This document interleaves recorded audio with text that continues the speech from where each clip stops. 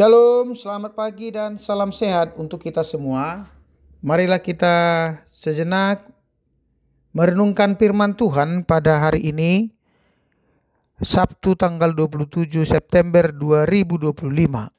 Terlebih dahulu marilah kita berdoa, kasih karunia dari Tuhan Allah kita di dalam Kristus Yesus yang memberkati hati dan pikiranmu. Amin.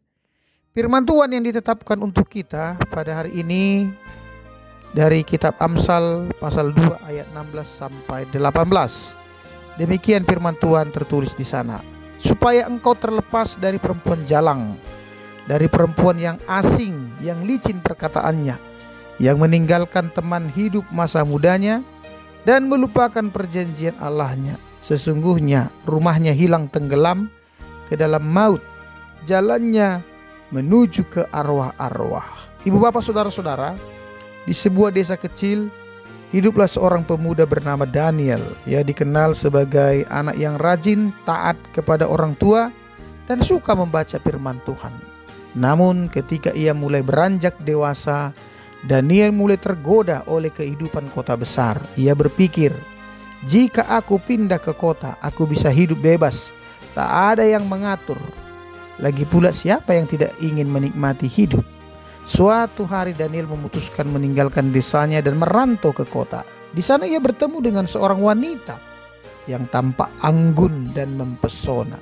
Wanita itu ramah, penuh kata manis, dan mengundangnya untuk tinggal bersama. Jangan khawatir soal apa yang benar dan salah, kata perempuan tersebut. Hidup hanya sekali, nikmati saja Daniel. Awalnya Daniel merasa bersalah, tapi kata-kata wanita itu begitu menenangkan dan meyakinkan dirinya. Ia pun mulai hidup dalam kemewahan dan kenikmatan, perlahan melupakan didikan yang pernah diterimanya. Namun semakin lama, hatinya terasa kosong, hubungan dengan Tuhan menjadi dingin, dan ia merasa seperti tersesat di jalan yang tak bisa ia temukan kembali. Suatu malam ketika ia berjalan sendiri, ia teringat akan nasihat dari orang tuanya. Ayahnya pernah berbicara, hati-hati dengan hidup di kota besar. Ada banyak godaan, ada banyak magnet yang bisa menarik kita jauh dari didikan dan ajaran Tuhan. Ayat itu atau pesan-pesan itu yang pernah Daniel dengar membuat dia tersentak. Jalan hidup yang dia tempuh bukan membawa kepada kehidupan yang baik, tapi justru membawa kepada kehancuran. Raja Salomo menyaksikan bahwa pengalamannya menyebutkan di sekitarnya turut hidup perempuan-perempuan jalang atau perempuan-perempuan liar. Mereka hidup tidak tertib, tidak teratur, suka mengganggu orang lain, bahkan mencelakakan banyak orang dengan segala godaan, akal bulus dan tipu muslihat mereka. Salomo mengidentifikasi para perempuan jalang itu sebagai orang-orang yang tidak setia, bahkan pengkhianat, karena mereka berani mengkhianati janji setia mereka kepada perkawinan, kepada pasangan, terutama kepada Allah. Mereka berlaku jahat dan tidak adil. Kata-kata mereka penuh dengan tipu daya, menyenangkan di bibir, namun menghanyutkan dan menghancurkan tubuh dan jiwa, baik dirinya sendiri maupun orang lain. Salomo menasihati agar semua pria, bahkan semua manusia harus waspada dengan perilaku jahat perempuan jalang itu. Kita harus menjaga diri dengan baik dan menjauhi semua cara hidup jahat perempuan jalang. Pengamsal memberi gambaran ketidaksetiaan umat Tuhan bagaikan perempuan jalang yang tidak menjaga kesetiaan kepada pasangannya dan juga melupakan janji-janjinya kepada Allah.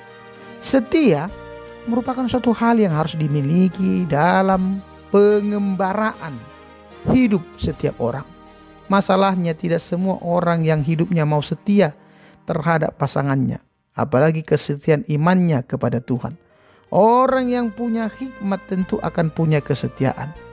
Karena jika hidup tanpa hikmat, maka rumahnya hilang tenggelam ke dalam maut.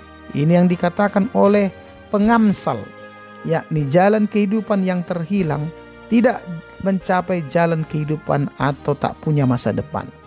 Gambaran hidup tanpa hikmat merupakan suatu perjalanan yang tak punya arah dan tidak punya tujuan, malah membawa kepada kehancuran. Namun dengan hikmat yang dimiliki dari Allah, maka kesetiaan kepada Allah akan terjaga, sehingga setiap langkah-langkah kehidupan akan terasa berarti dan penuh makna. Kita tidak dapat mempersalahkan siapa-siapa. Kita tidak bisa mempersalahkan perubahan zaman. Kita tidak mungkin mempersalahkan kemajuan untuk membenarkan kejatuhan kita atas godaan-godaan, terutama dari perempuan jalang atau juga godaan-godaan dari dunia ini. Sebab sesungguhnya segala sesuatu yang terjadi dalam diri kita itu adalah karena diri kita sendiri, bukan siapa-siapa, bukan karena lingkungan, bukan juga karena perubahan-perubahan zaman.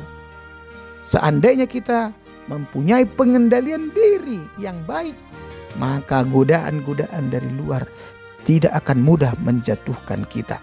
Perlu ada pengendalian yang baik, dan hanya dengan memiliki hikmat dari Tuhan, kita mampu mengendalikan diri kita dari perempuan-perempuan jalang atau berbagai bentuk godaan-godaan apapun dari dunia ini. Karena itu, sekali lagi, milikilah hikmat Tuhan.